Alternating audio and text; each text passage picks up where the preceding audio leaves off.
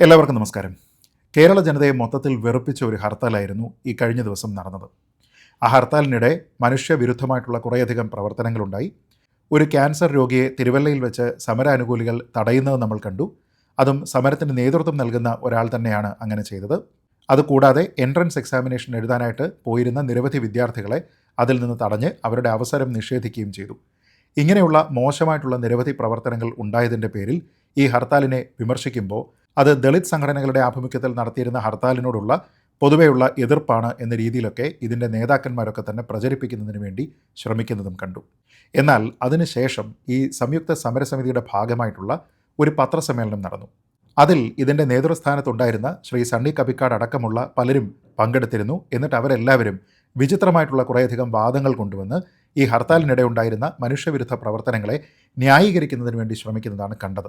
അങ്ങേയറ്റം മോശമായിട്ടുള്ള ഒരു പ്രവണതയായി പോയത് എന്ന് പറയാതിരിക്കാൻ കഴിയില്ല.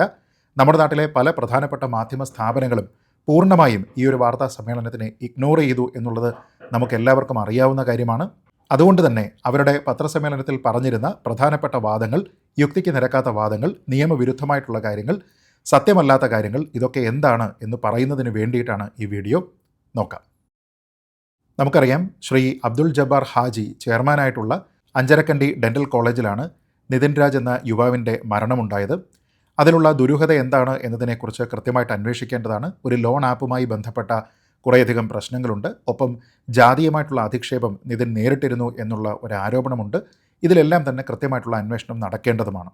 ഈ ഡെൻ്റൽ കോളേജിൻ്റെ ഡയറക്ടറായ ഡോക്ടർ പി അദ്നാൻ സാദിഖ് ഇതുമായി ബന്ധപ്പെട്ട കാസ്റ്റ് അബ്യൂസ് ഉണ്ടായിട്ടില്ല എന്ന് വിശദീകരിച്ചിട്ടുണ്ടെങ്കിലും ആ വിശദീകരണം തൃപ്തികരമല്ല എന്നുള്ളതാണ് ഈ ഹർത്താലിൽ നിന്ന് നമുക്ക് മനസ്സിലാക്കാൻ കഴിയുന്നത്. എന്നാൽ അതിൻ്റെ പേരിൽ കേരളത്തിലെ ജനതയെ മൊത്തത്തിൽ അവരുടെ സഞ്ചാര സ്വാതന്ത്ര്യങ്ങളെ, അവരുടെ പ്രാഥമികമായിട്ടുള്ള സ്വാതന്ത്ര്യങ്ങളെ ഒക്കെ തന്നെ ഇല്ലാതെയാക്കിക്കൊണ്ട് ഒരു പ്രതിഷേധം നടത്തുക എന്ന് പറയുന്നത് തീരെ അസ്വീകാര്യമാണ്. അതിനിടയിൽ മനുഷ്യവിരുദ്ധമായിട്ടുള്ള കുറേയധികം പ്രശ്നങ്ങൾ ഉണ്ടായതിനെക്കുറിച്ച് നമുക്കെല്ലാവർക്കും അറിയുകയും ചെയ്യാം. എന്നാൽ ഈ സമരസമിതിയുടെ നേതാക്കൾ ശ്രീ സണ്ണി കബിക്കാട് അടക്കമുള്ള ആൾക്കാർ കഴിഞ്ഞ ദിവസം നടത്തിയിരുന്ന പത്രസമ്മേളനത്തിൽ പറയുന്നത് നമ്മൾ ഈ മാധ്യമങ്ങളിൽ കണ്ടിരിക്കുന്ന കാര്യങ്ങളൊന്നുമല്ല സത്യത്തിൽ അവിടെ നടന്നത് എന്നാണ്. പ്രത്യേകിച്ച് തിരുവല്ലയിലെ ക്യാൻസർ രോഗിയുമായി ബന്ധപ്പെട്ട പ്രശ്നം. അജിമോൻ ചാലക്കേരി എന്ന ഈ സമരസമിതിയുടെ ഒരു പ്രധാനപ്പെട്ട നേതാവാണ് ഈ ക്യാൻസർ രോഗിയെ തടഞ്ഞത്. ക്യാൻസർ രോഗിയാണ് അദ്ദേഹം എന്നതിനെക്കുറിച്ച് വളരെ വൈകിയാണ് അറിഞ്ഞത് എന്നും ഇവർ പറയുന്നുണ്ട്. സത്യത്തിൽ അതൊരു കല്ലുവെച്ച നുണയാണ് എന്ന് നമുക്കറിയാം. ഈ സമരസമിതിയുടെ നേതാക്കന്മാരൊക്കെ പറയുന്നത് ഇദ്ദേഹം ക്യാൻസർ രോഗിയാണ് എന്ന് അറിഞ്ഞതിന് ശേഷം പിന്നീട് അദ്ദേഹത്തിനെ തടഞ്ഞിട്ടില്ല എന്നാണ്. അദ്ദേഹത്തിനെ അവിടെ നിന്ന് ആശുപത്രിയിലേക്ക് പോകാൻ അനുവദിക്കാതിരുന്നിട്ടില്ല എന്നാണ്. നമ്മൾ കണ്ടതെല്ലാം തന്നെ ഒരു ഫാബ്രിക്കേറ്റഡ് സ്റ്റോറിയാണ് എന്ന് പോലും പറയാനായിട്ട് ഇവർക്ക് യാതൊരു വിധത്തിലുള്ള സങ്കോചവുമില്ല എന്നുള്ളതാണ് എന്നെ ഞെട്ടിച്ചത്. എന്തിനാണ് ഇങ്ങനെ നുണ പറയുന്നത് എന്നെനിക്ക് മനസ്സിലാകുന്നില്ല. ഈ സമരസമിതിയുടെ ഒരു നേതാവ് ഈ പത്രസമ്മേളനത്തിൽ പറയുന്നത് സെൻസേഷണലായിട്ടുള്ള വാർത്തയുണ്ടാക്കാൻ മാധ്യമപ്രവർത്തകർ ചെയ്ത ഒരു പ്രവൃത്തിയാണ് നമ്മളവിടെ കണ്ടത് എന്നാണ്. അതായത് ഇതൊരു ക്യാൻസർ രോഗിയാണ് എന്ന് ഒരു മാധ്യമപ്രവർത്തകന് അറിവുണ്ടായിരുന്നുവെങ്കിൽ ഉടൻ തന്നെ പോലീസുമായിട്ട് ഒരു ഏകോപനം നടത്തി അവരെ ആശുപത്രിയിൽ എത്തിക്കാനുള്ള മാർഗങ്ങളായിരുന്നു ഈ മാധ്യമപ്രവർത്തകർ ചെയ്യേണ്ടത്. അതിനു പകരം ഈ ആൾക്കാരോട് വരൂ, അഭിനയിക്കൂ എന്ന് പറഞ്ഞു എന്ന് പറയാനുള്ള ഒരു ചിന്തയാണ് ഈ നേതാക്കന്മാരുടെ ഭാഗത്തു നിന്നുള്ളത്. എത്രത്തോളം അധമമായിട്ടുള്ള ഒരു ന്യായീകരണമാണത് എന്നതിനെക്കുറിച്ച് അവർ തന്നെ ഒരു ആത്മപരിശോധന നടത്തേണ്ടതാണ്. വരൂ, അഭിനയിക്കൂ എന്നൊക്കെ ഒരു ക്യാൻസർ രോഗിയോട് ഒരു മാധ്യമപ്രവർത്തകൻ പറഞ്ഞു എന്നും അങ്ങനെ അഭിനയിക്കാനായിട്ട് ഒരുപക്ഷെ ആ രോഗി തയ്യാറായി എന്നുമൊക്കെയാണ് ഇവർ പറയുന്നത് എങ്കിൽ നിങ്ങളുടെ യുക്തിയെയാണ് ഇവിടെയുള്ള സാധാരണക്കാരൻ ചോദ്യം ചെയ്യുന്നത്. നിങ്ങളുടെ ഇൻറ്റഗ്രിറ്റിയെയാണ് ഇവിടെയുള്ള സാധാരണക്കാരൻ സംശയിക്കുന്നത് എന്ന് പറയാതിരിക്കാൻ കഴിയില്ല. ആ യാത്രക്കാരൻ ഒരു ക്യാൻസർ രോഗിയാണ് എന്നതിനെ മറച്ചുവെച്ച് മാധ്യമപ്രവർത്തകർ ഒരു അധാർമിക പ്രവൃത്തി കാണിച്ചു എന്നൊക്കെയാണ് ഇദ്ദേഹം ആരോപിക്കുന്നത്. രോഗിയാണ് എന്നറിഞ്ഞതിന് ശേഷം പിന്നീട് ഈ അജിമോൻ ചാലക്കേരി ഒന്നും പറഞ്ഞിട്ടില്ല എന്നും അതിനുശേഷം അദ്ദേഹം എന്തെങ്കിലും പറയുന്ന വീഡിയോ ക്ലിപ്പ് കാണിക്കാനായിട്ട് സാധിക്കുമോ എന്നുമൊക്കെയാണ് ഇവർ യാതൊരു വിധത്തിലുള്ള സങ്കോചവുമില്ലാതെ ഈ പത്രസമ്മേളനത്തിൽ ഇരുന്ന് മാധ്യമപ്രവർത്തകരോട് ചോദിക്കുന്നത്. എന്നാൽ അവിടെ നടന്ന സംഭാഷണം എന്താണ് എന്നതിനെക്കുറിച്ച്, അവിടെ എന്താണ് സംഭവിച്ചത് എന്നതിനെക്കുറിച്ച് വളരെ കൃത്യമായിട്ട് മനോരമ ന്യൂസിൻ്റെ വീഡിയോയിൽ നമ്മളെല്ലാവരും കണ്ടിട്ടുണ്ട്. ആ വീഡിയോ ഇപ്പോഴും മനോരമ ന്യൂസിൻ്റെ യൂട്യൂബ് ചാനലിൽ ലഭ്യവുമാണ്. ഞാനൊരു ക്യാൻസർ പേഷ്യൻ്റ് ആണ് എന്ന് 2 പ്രാവശ്യം ഈ യാത്രക്കാരൻ പറയുന്നുണ്ട്.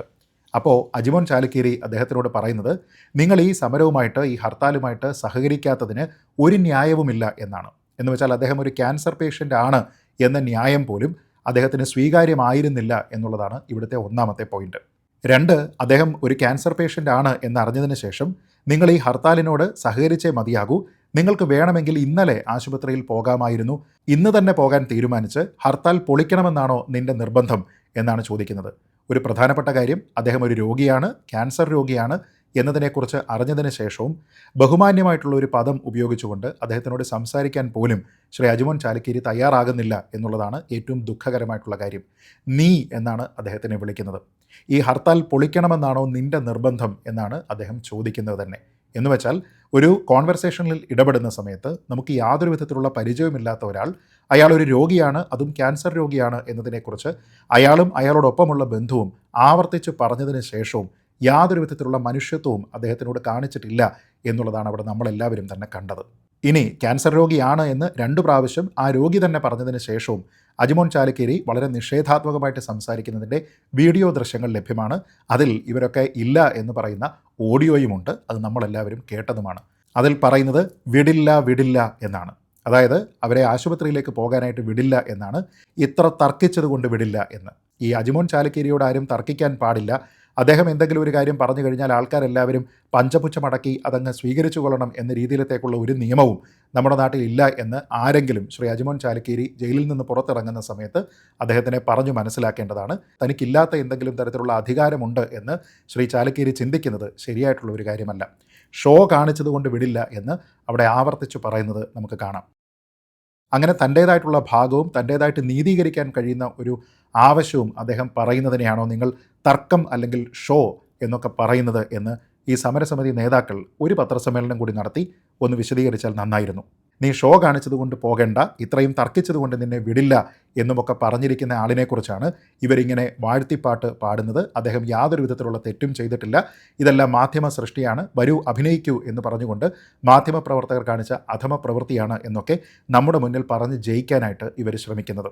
ഇവിടെ ശ്രീ അജ്മോൻ ചാലിക്കേരി കാണിച്ചിരിക്കുന്ന മനുഷ്യത്വ വിരുദ്ധമായിട്ടുള്ള പ്രവർത്തനത്തോളം തന്നെ മോശമായിട്ടുള്ള ഒരു കാര്യം തന്നെയാണ് ആ പ്രവർത്തനത്തിനെ ആരെങ്കിലും ന്യായീകരിച്ചാൽ അതും എന്ന് മാത്രമേ എനിക്ക് ഈ സമരസമിതി നേതാക്കന്മാരോട് പറയാനുള്ളൂ. രണ്ടാമത്, ശ്രീ സണ്ണി കപിക്കാട് തന്നെ ഈ പത്രസമ്മേളനത്തിൽ പറയുന്ന യാതൊരു വിധത്തിലുള്ള യുക്തിയുമില്ലാത്ത കുറേയധികം മണ്ടത്തരങ്ങളാണ്.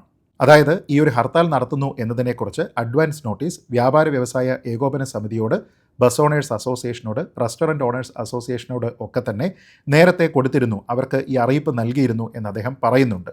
പക്ഷേ ഹർത്താലിന് ആഹ്വാനം ചെയ്ത ആൾക്കാരോട് വെല്ലുവിളി ഉയർത്തുന്ന വിധം അവരെല്ലാവരും പ്രവർത്തിച്ചു എന്നൊക്കെയാണ് ശ്രീ സണ്ണി കപിക്കാട് പറയുന്നത്. ഇവർ ആരെയാണ് വെല്ലുവിളിക്കുന്നത് എന്നൊക്കെ അദ്ദേഹം ചോദിക്കുന്നു. എനിക്ക് ശ്രീ സണ്ണി കപിക്കാടിനോട് വിനീതമായിട്ട് ചോദിക്കാനുള്ളത്, താങ്കൾക്ക് ആരാണ് ഇവരവരുടെ പ്രവൃത്തി ഒരു ദിവസത്തേക്ക് ചെയ്യേണ്ട എന്ന് തീരുമാനിക്കാനായിട്ടുള്ള അധികാരം നൽകിയിരിക്കുന്നത്?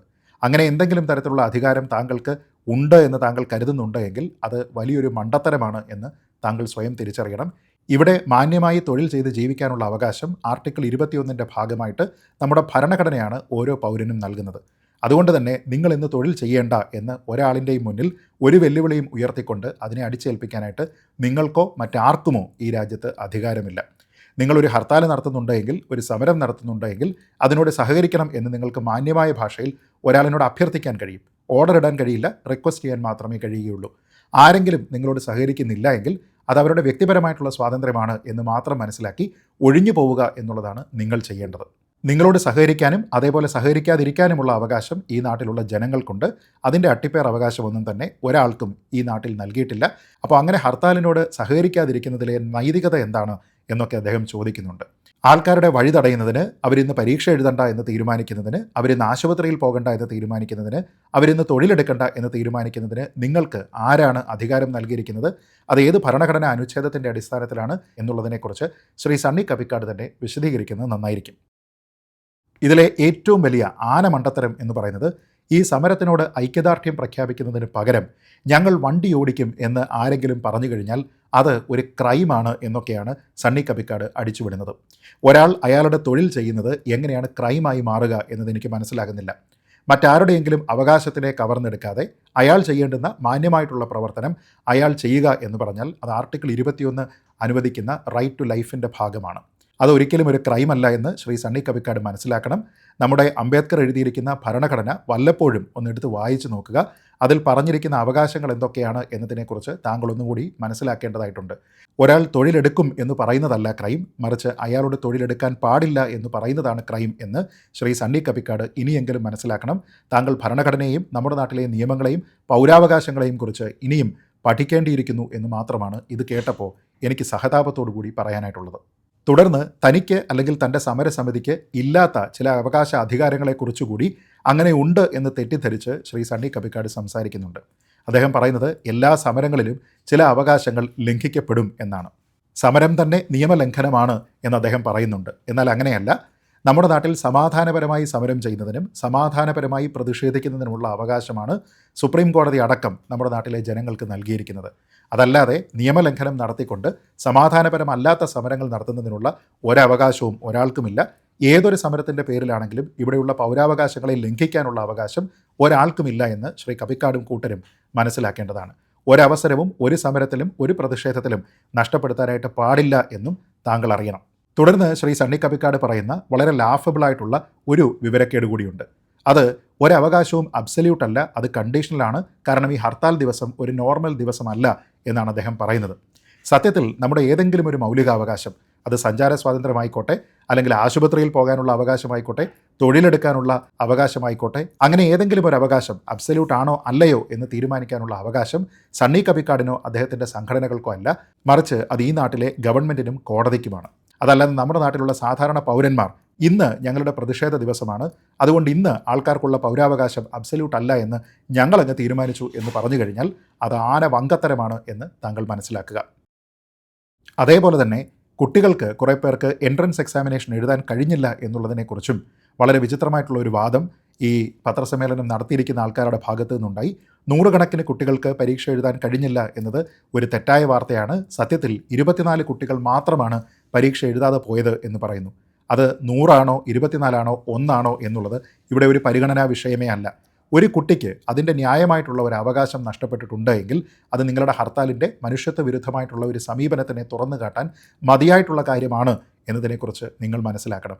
24 കുട്ടികൾക്ക് പരീക്ഷ എഴുതാൻ അവസരമുണ്ടായില്ല എന്ന് പറയുന്നത് ചെറിയൊരു കാര്യമല്ല. നിങ്ങളുടെ കൂട്ടത്തിലുണ്ടായിരുന്ന ആൾക്കാരുടെ മര്യാദകേട് കൊണ്ട് മാത്രമാണ് ആ കുട്ടികൾക്ക് പരീക്ഷ എഴുതാൻ കഴിയാതിരുന്നത് എന്ന് വേണം നമ്മൾ അനുമാനിക്കാൻ. മറ്റ് നിരവധി കുട്ടികൾ ഈ പരീക്ഷ എഴുതിയിട്ടുണ്ടല്ലോ, പിന്നെ ഈ 24 കുട്ടികൾക്ക് മാത്രമായിട്ട് പരീക്ഷ എഴുതാൻ എങ്ങനെ കഴിയാതെ പോയി എന്നൊക്കെയാണ് വിചിത്രമായിട്ടുള്ള ചില ചോദ്യങ്ങൾ ഇവരുടെ ഭാഗത്തു നിന്നുണ്ടാകുന്നത്. സത്യത്തിൽ ഈ പരീക്ഷ എഴുതാൻ പോയ ആൾക്കാരെല്ലാവരും ഒരു സ്ഥലത്തല്ല പെട്ടുപോയത് എന്ന് മനസ്സിലാക്കാനുള്ള ഒരു സാമാന്യ വിവേകം നമ്മൾ കാണിക്കേണ്ടതായിട്ടുണ്ട്. ഈ കുട്ടികൾ പല സ്ഥലങ്ങളിൽ നിന്ന് വന്നവരാണ്, പല സ്ഥലങ്ങളിൽ പല വ്യക്തികളാൽ തടയപ്പെട്ടവരാണ്. ചില ആൾക്കാർ ഒരുപക്ഷെ കുറച്ച് സമയം കഴിഞ്ഞതിന് ശേഷം അവരെ പോകാൻ അനുവദിച്ചിട്ടുണ്ടാകും. എന്നാൽ ചിലയിടങ്ങളിൽ ചില കുട്ടികൾ അവിടെ തടയപ്പെട്ട് കിടന്നു, അവർക്ക് അവരുടെ പരീക്ഷ മിസ്സായി എന്നുള്ളതാണ് വസ്തുത. അങ്ങനെ 24 കുട്ടികൾക്ക് മാത്രമാണ് മറ്റുള്ളവർക്ക് എഴുതാൻ കഴിഞ്ഞല്ലോ എന്നൊക്കെ ചോദിച്ചു കഴിഞ്ഞാൽ അതെല്ലാം ആനമണ്ടത്തരമാണ്, ഒരു തരത്തിലുള്ള വിവേകവുമില്ലാത്ത വെറും യുക്തിഹീനമായിട്ടുള്ള വാദങ്ങളാണ് എന്ന് താങ്കൾ ഇനിയെങ്കിലും മനസ്സിലാക്കണം. ചുരുക്കി പറഞ്ഞാൽ ഒരു ഹർത്താലിൽ മനുഷ്യത്വ വിരുദ്ധമായിട്ടുള്ള കുറേയധികം പ്രവൃത്തികൾ ചെയ്തു. അതിലേറ്റവും പ്രധാനമായി ചർച്ച ചെയ്യപ്പെട്ടത് ഒരു ക്യാൻസർ രോഗിക്ക് അദ്ദേഹം ക്യാൻസർ രോഗിയാണ് എന്ന് പറഞ്ഞതിന് ശേഷവും ആശുപത്രിയിൽ പോകാനുള്ള അവസരം നിഷേധിക്കപ്പെട്ടു എന്നുള്ളതാണ്. ഒപ്പം കുറേയധികം വിദ്യാർത്ഥികൾക്ക് ഒരു വർഷമായി അവർ തയ്യാറെടുത്തു വന്ന എൻട്രൻസ് എക്സാമിനേഷൻ എഴുതാൻ കഴിഞ്ഞില്ല എന്നുള്ള ഒരു വസ്തുതയുമുണ്ട്. അതിനെ വിചിത്രമായിട്ടുള്ള യുക്തിഹീനമായിട്ടുള്ള കുറേ വാദങ്ങൾ കൊണ്ടുവന്ന് നിങ്ങൾക്ക് ന്യായീകരിക്കാൻ കഴിയില്ല എന്ന് നിങ്ങൾ മനസ്സിലാക്കണം. അതിനെ എതിർക്കുന്നത്, നിങ്ങൾ കാണിക്കുന്ന പൊള്ളത്തരത്തിനെ തുറന്നു കാട്ടുന്നത് ഒന്നും ദളിത് വിരുദ്ധതയല്ല, മറിച്ച് ഇവിടെ നടന്നിരിക്കുന്ന മനുഷ്യത്വ വിരുദ്ധമായിട്ടുള്ള കുറേയധികം പ്രവൃത്തികളെ നമ്മൾ ഇവിടെ തുറന്നു പറയുകയാണ് എന്നത് മാത്രമേ ഉള്ളൂ. ആ തിരുവല്ലയിലെ യാത്രക്കാരൻ അജിമോൻ ചാലിക്കേരി എന്ന നേതാവിനോട് താൻ ക്യാൻസർ രോഗിയാണെന്ന് ആവർത്തിച്ച് പറഞ്ഞതിന് ശേഷവും ഷോ കാണിക്കേണ്ട എന്നും നിങ്ങൾ ഇത്രയും തർക്കിച്ചതുകൊണ്ട് നിങ്ങൾ എന്തായാലും പോകണ്ട എന്നും ഈ സമരം പൊളിക്കുന്നതിന് വേണ്ടിയിട്ടാണോ നീയൊക്കെ ശ്രമിക്കുന്നത് എന്ന മട്ടിലുമുള്ള ചില നിന്ദ്യമായിട്ടുള്ള പ്രസ്താവനകളാണ് അദ്ദേഹത്തിൻ്റെ വായിൽ നിന്ന് വന്നത്. അതിന് തെളിവുണ്ടോ തെളിവില്ലേ എന്നൊക്കെ നിങ്ങൾ ചോദിക്കുന്നതിൽ ഒരു കാര്യവുമില്ല. അതിൻ്റെ ഓഡിയോ വീഡിയോ തെളിവുകളുണ്ട്. അത് കേരളത്തിലെ ഏറ്റവും വിശ്വസനീയമായിട്ടുള്ള ഒരു മാധ്യമ സ്ഥാപനത്തിൻ്റെ യൂട്യൂബ് ചാനലിൽ ഇപ്പോഴും കിടപ്പുണ്ട്. അത് നിങ്ങളൊന്ന് കണ്ടതിന് ശേഷമായിരുന്നുവെങ്കിൽ ഈ പത്രസമ്മേളനത്തിൽ ഇത്രത്തോളം മണ്ടത്തരം നിങ്ങൾക്ക് പറയേണ്ടി വരില്ലായിരുന്നു എന്ന് മാത്രം നിങ്ങളെ വിനീതമായി ഓർമ്മിപ്പിച്ചുകൊണ്ട് മനുഷ്യത്വ വിരുദ്ധമായിട്ടുള്ള എല്ലാവിധ സമരമുറകൾക്കും കേരളീയ സമൂഹം എല്ലാ സമയത്തും എതിരായിരിക്കുമെന്ന് നിങ്ങളെ വിനീതമായി ഓർമ്മിപ്പിച്ചുകൊണ്ട് ഈ വീഡിയോ അവസാനിപ്പിക്കുന്നു. ജയ് ഹിന്ദ്.